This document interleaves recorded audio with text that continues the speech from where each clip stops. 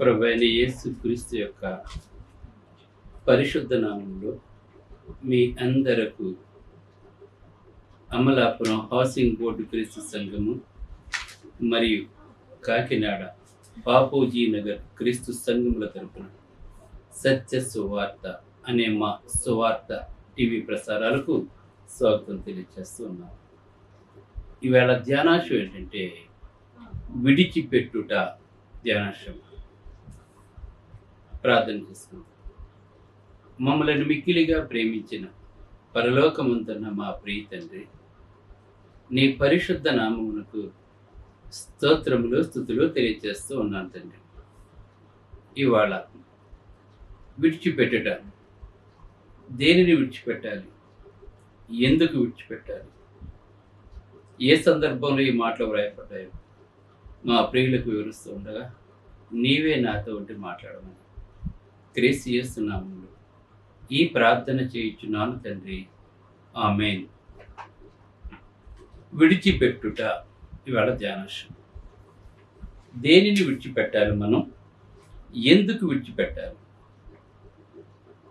మొట్టమొదటికుండగా దేవుడు దేనిని విడిచిపెట్టమంటున్నాడంటే మీ పాపములను విడిచిపెట్టమంటున్నాడు. దేవుడు పాపిగా ఉంటే దేవునికి ఇష్టం ఉండదు. పాపి తన పాపములు కడుక్కొని దేవుని వద్దకు వస్తే అతనంటే ఇష్టము. అలాగే పౌలు గారు ఇంకొక మాట మాట్లాడుతున్నారు. వెనక ఉన్న వాటిని విడిచిపెట్టి ముందున్న వాటి కొరకై వేగిరపడమంటున్నాడు. వెనకాల ఏమున్నాయి? పౌలు గారి జీవితంలో ఎంత భయంకరంగా ఆయన క్రైస్తవులు హింసించాడో మనకు తెలుసు. వాటన్నిటినీ విడిచిపెట్టేశాడండి. ధర్మశాస్త్రాన్ని విడిచిపెట్టేశాడు. ప్రభు అయిన యేసు క్రీస్తు యొక్క మార్గంలోకి వచ్చాడండి. ఆయన ఎంతోమంది హాని చేశారు, ఎంతోమంది కీడి చేశారు, అనేక హింసలు అనుభవించాడు. అయినా వాటిని ఎప్పుడు కూడా పట్టించుకోవద్దు. అవన్నిటిని కూడా విడిచిపెట్టేశాడండి క్రీస్తు ప్రభువు నిమిత్తం. అలాగనే సమస్తాన్ని నేను పెంటగా ఎంచుకున్నాను మాట్లాడుతున్నాను. అంటే ధనధాన్యాలన్నిటినీ కూడా పెంటతో సమానంగా ఎంచుకుని వాటన్నిటినీ కూడా విడిచిపెట్టేసాడండి పౌలు గారు. అందుకే ముందున్న వాటి కొరకే వేగులు పడుతూ, అలాగనే మనం ఏం చేయాలంటే విశ్వాసమునకు కర్తయ్య దానిని కొనసాగించేవాడు యేసు వైపు చూచి ముందుకు పరిగెట్టాలి, కానీ వెనక్కి పరిగెట్టకూడదు. కొంతమంది వెనక్కి జారిపోతూ, రక్షించబడిన తర్వాత అనేక మంది వెనక్కి జారిపోతూ ఉంటారు. మళ్ళీ దేనైతే విడిచిపెట్టారో పాపాన్ని, మళ్ళీ ఆ పాపంలోకి అనేక మంది వెళ్ళిపోతున్నారు. ఈవేళ దేవుడు అలా వద్దు అని చెప్తున్నాడు. ఈవేళ ఆదికాండం 11వ అధ్యాయం 27 నుంచి 31 వచనం చూసినట్లయితే దేవుడు అబ్రహామును సమస్తాన్ని విడిచిపెట్టి వచ్చామన్నాడు. దేవుడు అబ్రహామును 2 సార్లు పిలుచుకున్నాడండి. ఇక్కడ గనక మనం ఆదికాండం 11వ అధ్యాయం 27 నుంచి 31 చూసినట్లయితే ఇక్కడ క్లియర్గా తెరహు, అబ్రహాం యొక్క తండ్రి తెరహు అని వ్రాయబడి ఉన్నదండి. అక్కడ తెరహు, ఈ తెరహుకు 3 కుమారులు, హారాను, అబ్రహాము, అలాగనే ఇంకొక ఆయన ఉన్నాడండి. నేను చదివి వినిపిస్తాను చూడండి. ఆదికాండం 11వ అధ్యాయం కనుక మనం చూసినట్లయితే ఇక్కడ క్లియర్గా తెలియజేస్తున్నారు తెరాహుకి ఎంతమంది, అబ్రహాంకి ఎంతమంది అన్నదమ్ములు అన్న విషయాన్ని తెలియజేస్తున్నారు. ఇక్కడ మనకి చూడండి, తెరాహు వంశావళి. తెరాహు, అబ్రహాము, నాహోరు, ఆరాను 3 కుమారులు అండి తెరాహుకి. అందులో ఒకరు అబ్రహాము, ఇంకొకరు నాహోరు, 3వ వాడు హారాను. హారాను ఒక బిడ్డని కన్న తర్వాత చనిపోయాడండి. అది ఇప్పుడు ఈ విధంగా ఉన్నప్పుడు వీళ్ళు ఎక్కడున్నారంటే వీళ్ళు ఇక్కడ తెలియచేస్తున్నాడు. ఇక్కడ హారాను తాను పుట్టిన దేశం అందరి కల్దీలను ఊరిన పట్టణంలో తన తండ్రి అయిన తెరహు కంటే ముందుగా మృతి పొందెను. అంటే లోతు యొక్క తండ్రి గారు ముందుగానే చనిపోయారు తన తండ్రి కంటే. అయితే అబ్రహామును నాహోరును అంటే ఇంకా తెరావుకి ఇంకిద్దరు కుమారులు ఉన్నారు. ఒకడు అబ్రహాము, ఇంకొకడు నాహోరు. వీరిద్దరు వివాహం చేసుకున్నారు. అయితే సారాయి ఇక్కడ గుడ్రాలుగా ఉంది.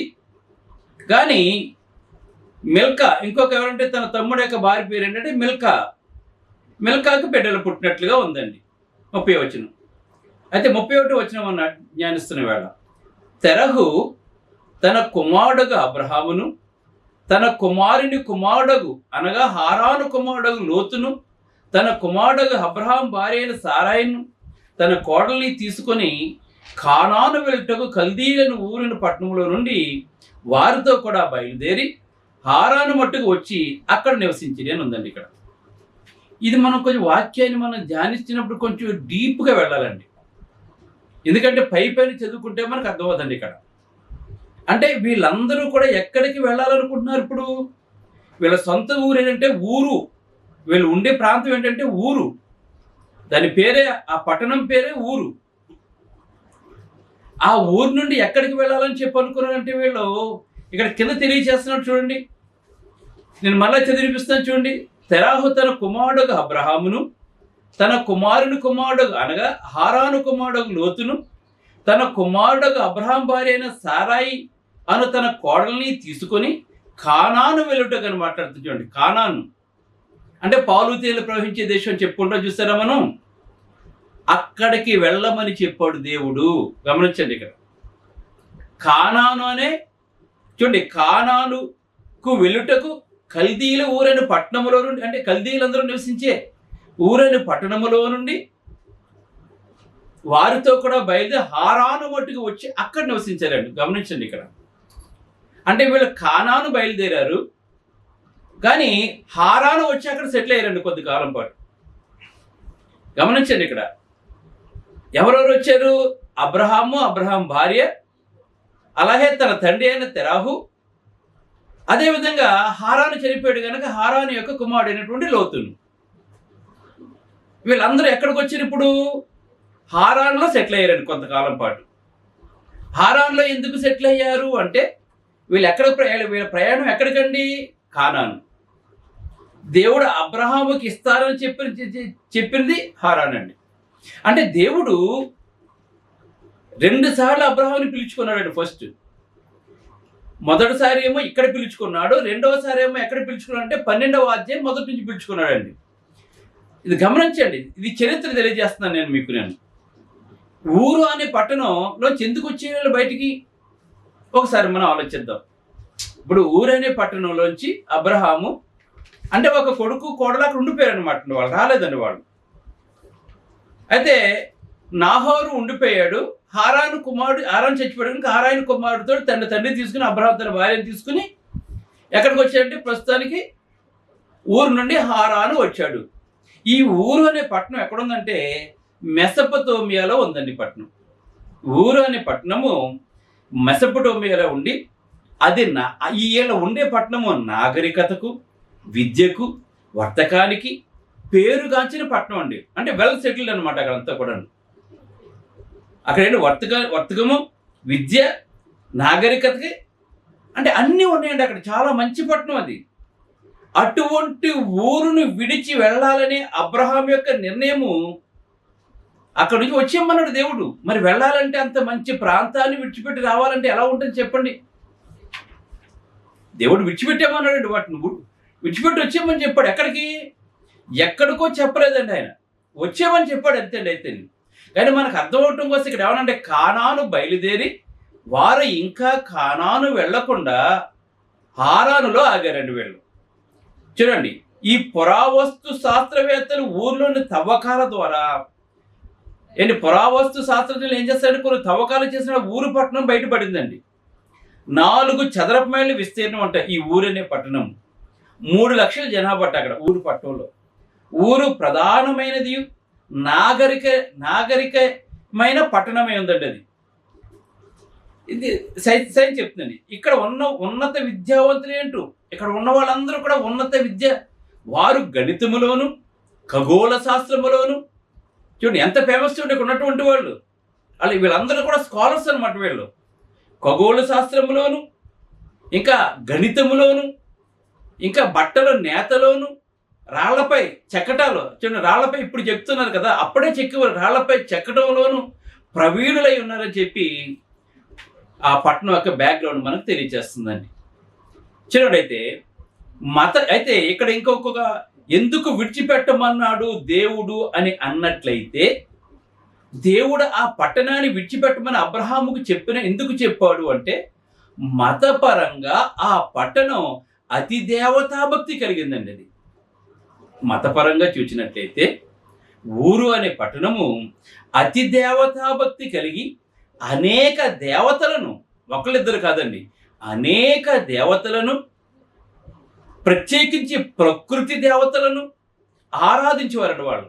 అంటే నిజమైన దేవుణ్ణి తెలుసుకోకుండా అనేకమైన దేవతలను ఆరాధించి, ముఖ్యంగా ప్రకృతి దేవతలను ఆరాధించేవారండి వారు. ఊరని పట్టణానికి మధ్యలో పెద్ద ఆరాధనా కేంద్రం ఉంది. దానికి జిగ్గూరత్ అనే పేరండి. జిగ్గూరత్ అనే పేరు పిలువబడే దేవాలయం ఉంది. అక్కడ జనులు వారి ప్రధాన దేవతను, అంటే నన్న, ఆ దేవత పేరు ఏంటంటే నన్న విగ్రహములను ఆరాధించినట్లు యెహోషువ 24:2 చెప్తుందండి. అక్కడ యెహోషువ 24:2 తెలియజేస్తుందండి. ఎందుకంటే యెహోషువ జనులందరితో ఎలాగూ అనెను. ఎలాగా? ఇశ్రాయేలు దేవుడైన యెహోవా చెప్పినది ఏమనగా, ఆది కాలము నుండి మీ పితరులు అనగా, చూడండి ఇశ్రాయేలుతో చెప్తున్నాడండి. మరి ఇశ్రాయేలు అంతా అబ్రహాము యొక్క సంతానమే కదా. కనుక మీ పితరులు అనగా అబ్రహామునకును నాహోరునకును తండ్రి అయిన తెరాహు కుటుంబీకులు నది అద్దరిని, అంటే యాప్రటీసు నది అద్దరిని నివసించి ఇతర దేవతలను పూజించిరి అని ఉందండి ఇక్కడ. అంటే అబ్రహాము ఏ బ్యాక్గ్రౌండ్ నుంచి వచ్చాడంటే విగ్రహారాధన చేసే కుటుంబం నుంచి వచ్చాడండి. ఎందుకంటే ఆ ఊరని పట్టణమంతా కూడా అతి దేవతా భక్తి కలిగి ప్రకృతి సంబంధమైన దేవతల వారు ఆరాధించేవారు. తెరహు కూడా అందులో ఒకడండి. కనుక ఇప్పుడు ఎందుకు విడిచిపెట్టమంటున్నాడు? అవి నిజము కాదు గనక మీరు ఏం చేయాలి అంటే, మరి అబ్రహాము చూడండి, అబ్రహాము దేవుడైన యెహోవాతో ఎప్పుడు పరిచయం కలిగి ఉన్నాడో మనకు బైబిల్లో చెప్పబడలేదు. కానీ ఏదో ఒక సమయంలో ఆయన యందు అతడు బలీయముగాను లోతుగాను దేవుడు నమ్మకూర్చాడు. ఎవరి యందు? అబ్రహాము యందండి. అందుకే ఆ విగ్రహారాధన గల పట్టణంలో నుంచి దానిని విడిచిపెట్టేసి నువ్వు వచ్చేయమని చెప్పి దేవుడు అబ్రహాముకి చెప్పాడు. మరి అబ్రహాం ఏం చేశాడు? ఇప్పుడు తన ఒక్కడే రాకుండా తన తండ్రిని ఒప్పించి, చూడండి అటువంటి మంచి పట్టణం. ఎందుకంటే నాగరికత, ఖగోళ శాస్త్రజ్ఞులు, గణిత శాస్త్రజ్ఞులు అక్కడ అంతా కూడా అండి, విద్య, వర్తకం అన్నీ కూడా ఫేమస్ అండి పట్టణం. అది అంతా వెల్ సెటిల్డ్ ఎడ్యుకేటెడ్ ఫ్యామిలీస్ అని అందరూ కూడా ఉండి అక్కడది. కానీ అటువంటి పట్టణాన్ని విడిచిపెట్టేయమంటే ఎవరికైనా బాధగా ఉంటుందండి. కానీ అబ్రహాం మాత్రమే కాకుండా తన తండ్రిని కూడా ఒప్పించి అతడు ఏం చేశాడంటే హారానుకు తీసుకుని వచ్చాడండి. ఊరు నుండి ఆరాను ఎంత దూరం అంటే 600 మైళ్ళు అండి. ఊరు అనే సొంత ఊరు నుండి, అబ్రహాం నివసించే సొంత ఊరు నుండి ఆరాను 600 మైళ్ళు ప్రయాణం చేసి వచ్చారండి వాళ్ళు. వచ్చిన తర్వాత అక్కడ కొంతకాలానికి మళ్ళీ ఏం చేశారంటే తన తండ్రి అయిన తెరాహు 205 సంవత్సరాలు బ్రతికి చనిపోయాడండి అక్కడ హారాన్లో. 205 సంవత్సరాలు బ్రతికి అక్కడ చనిపోయాడండి. చనిపోయిన తర్వాత అబ్రహాము దేవునితో పిలవబడినప్పుడు అబ్రహాము తెరాహులు ఊరుని విడిచిపెట్టారు. ఉత్తరంగా వారు 600 మైళ్ళు ప్రయాణం చేసి ఆరాన్లో నివసింపసాగారు. తెరాహు అబ్రహామును ఆరానుకు తోడుకొని పోయినట్లు ఆదికాండం 11:37 మనం తెలియజేస్తుందండి. అయితే అబ్రహాము ఊరినొద్ద తన మొదటి పిలుపును పొందాడండి. అబ్రహాం మొదటి పిలుపు ఎప్పుడు పొందాడంటే ఊర్లో పొందాడండి. అందుకే తన తండ్రిని తీసుకుని వచ్చేసాడు. తండ్రిని ఒప్పించి తీసుకుని వచ్చేసాడు. అందుకే కానాను వెళ్ళటానికి బయలుదేరి హారాన్లో ఆగినట్టుందని మనకి. పౌలు తెల ప్రపంచ దేశం ఉంటుంది. అప్పటికి అతడు తెరాహును ఒప్పించవలసి వచ్చింది. తెరాహు ఆ తెగకు పితరుడైనందున వారిని హారాన్కు నడిపించి ఉన్నారు. తన తండ్రి యొక్క వయసు ఆరోగ్యమును బట్టి హారాన్లో నిలిచిపోవడానికి అబ్రహాము అంగీకరించి ఉండవచ్చు. అంటే తండ్రి యొక్క వయసు సహకరించలేకపోవటం వల్ల కానాను వెళ్లకుండా హారానులో ఆగి ఉండవచ్చు. ఎవరు? అబ్రహాము. అప్పుడు తండ్రి చనిపోయిన తర్వాత అప్పుడు మళ్ళా ఏంటండి మొదటి పిలుపు వచ్చిన 15 సంవత్సరాల తర్వాత మళ్ళా హారానులో దేవుడు పిలిచాడు. గమనించండి ఇక్కడ. అంటే అబ్రహాముని మొదటి పిలుపు ఊరిలో పిలిచాడు. వాళ్ళ ఊరిని విడిచిపెట్టేసి హారాను వచ్చారు. ఊరు నుండి హారాను 600 మైళ్ళు దూరము. తన తండ్రి వయసు సహకరించలేకపోవటం వల్ల 15 సంవత్సరాలు అక్కడ ఉన్న తర్వాత తండ్రి మృతి పొందిన తర్వాత అప్పుడు మరలా దేవుడు రెండవసారి అబ్రహాముని పిలిచాడు. గమనించాలి. అదే 12వ అధ్యాయం ఆదికాండం 1-3 చూసినట్లయితే మనకు తెలుసండి ఇది. యెహోవా నీవు లేచి, నీ తండ్రి చనిపోయాడు గనక నీవు లేచి నీ భార్యను హారాను కుమారుడు లోతును తీసుకుని నీ బంధువుల నీ ఇంటి నుండి కూడా బయలుదేరమని చెప్పి దేవుడు అబ్రహామును అక్కడి నుంచి తీసుకువచ్చినట్లుగా మనం చూస్తున్నాం. అయితే ఎందుకు ఈ పాఠాన్ని మనం నేర్చుకుంటున్నాము అంటే, అన్ని సక్రమంగా ఉన్న చోటు నుంచి దేవుడు వచ్చేయమన్నాడు అంటే, ఇంకా చూడండి, అబ్రహాం పిలవబడినప్పుడు విశ్వాసమును బట్టి ఆ పిలుపుకు లోబడి తాను స్వాస్థముగా పొందనైన ప్రదేశమునకు బయలువెళ్ళును, మరియు ఎక్కడికి వెళ్ళవలనో అది ఎరుగకయే బయలుదేరండి. ఇది విశ్వాసం. ఇప్పుడు మనకు కూడా ఏం చేయాలో తెలియదు. ప్రార్థన చేస్తుంటాం మనం. దినాలు గడిచిపోతూ ఉంటాయి. మనకి నిరీక్షణకి ఆధారం ఉండదు. ఏం చేయాలో మనకు అర్థం కాదు. కొట్టుమెట్లు ఆడుతుంటాం. ఏంటి ప్రశ్న మార్కే మనకు కనపడుతూ ఉంటుంది. మనకి ఏమీ కనపడదండి. ఇంకా ఏం చేయాలి? ఎలాగా? హౌ? వచ్చేయమన్నాడు, వచ్చేసాడు. అక్కడ అంతా బాగానే ఉంది కదా, వచ్చేసాడు. ఎక్కడికి వెళ్ళాలి? ఎక్కడికని కూడా దేవుడు అతను అడగలేదు, ప్రభువుని అడగలేచాడు అబ్రహాం. అది విశ్వాసం అంటే. మనకి ఏమి ఉండకపోవచ్చు, మనకు నిరీక్షణకు ఆధారం లేకపోవచ్చు, భవిష్యత్తు అంతా మనకు క్వశ్చన్ మార్క్గా ఉండొచ్చు. కానీ అబ్రహాము తను ఎక్కడికి వెళ్ళవలనో ఎరుగకయే దేవుని పిలుపుకు లోబడి అక్కడ నుండి వచ్చేసాడు, దానిని విడిచిపెట్టాడు. అంటే అబ్రహాము ఎటువంటి విశ్వాసాన్ని కలిగి ఉన్నాడో మనము కూడా అటువంటి విశ్వాసాన్ని మనం కలిగి ఉండాలి. ఇప్పుడు తన తండ్రి ఇంటి నుండి, తన జనము నుండి, బంధువుల నుంచి వచ్చేసాడు. అబ్రహాం పరీక్షలో నెగ్గాడండి. అబ్రహాం వెళ్ళాను అని ఉందండి.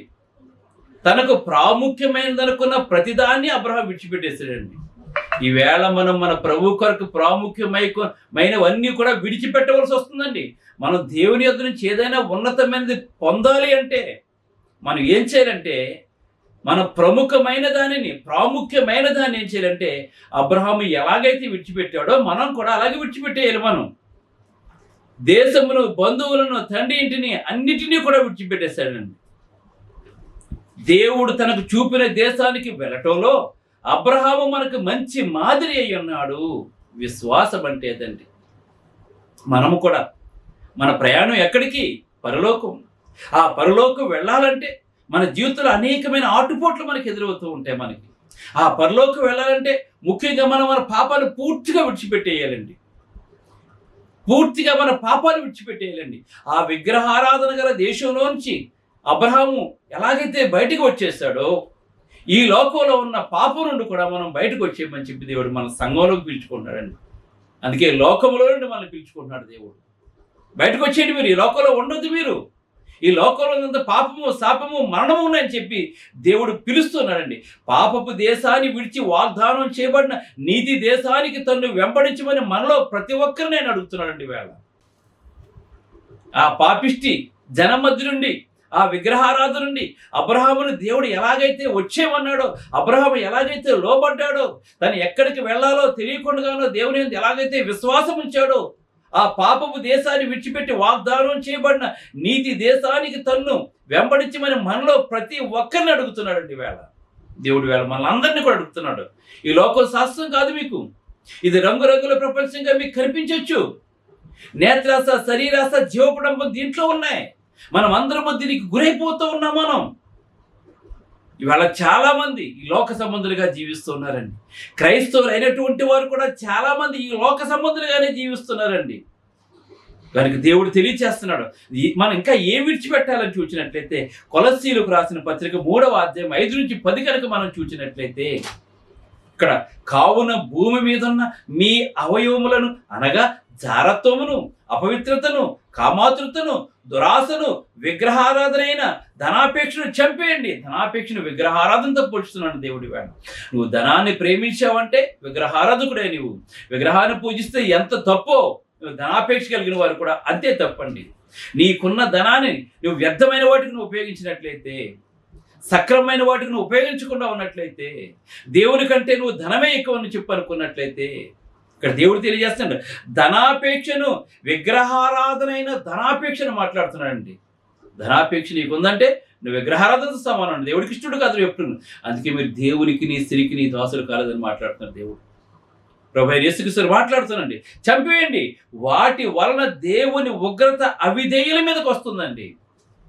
కనుక దేవుని ఉగ్రత అవిధేయుల మీదకి వచ్చినప్పుడు, సొదొమ గొమొర్రా పట్టణం మీదకి వచ్చినప్పుడు, నీతిమంతుడైన లోతుని ఎలాగైతే తెప్పించాడో, లోతుని కాపాడడానికి దేవదూతను ఎలాగైతే పంపించాడో, ఈవేళ మన ఈ పాప లోకంలో మనం బయటపడటానికి, నిత్య జీవానికి వెళ్ళటానికి, శాశ్వతంగా సంతోషంగా ఉన్న స్థలానికి వెళ్ళటానికి, ఆకలి తప్పులు లేని చోటుకు మనల్ని వెళ్ళటానికి మన ప్రభు అయిన యేసుక్రీస్తుని పంపించండి వేళ మనకి దేవుడు.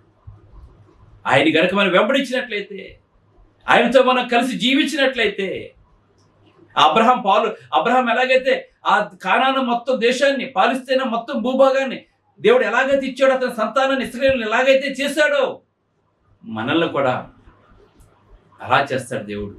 మన కొత్త నిబంధనలో భౌతికమైన ఆశీర్వాదాల కంటే ఆత్మ సంబంధమైన ఆశీర్వాదాలు ఎక్కువ ఇచ్చాడు మనకి.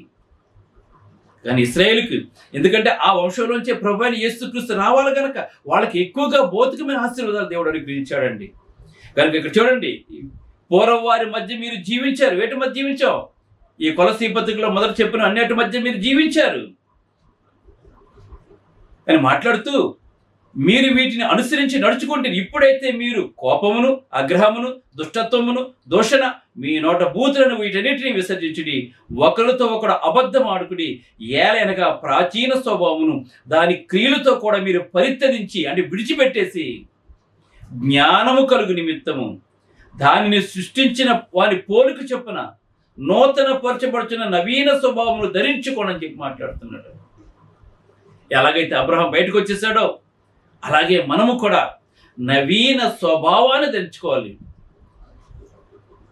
అందుకే ఈ పాప జీవితాన్ని విడిచిపెట్టి నీతిలోనికి దేవుని వెంబడించాలి. మనం అందరము కూడా దేవుడు మనలో ఎవరినైనా స్వీకరిస్తాడు. అయితే మనము ఆయన వద్దకు విశ్వాసంతో రావాలి.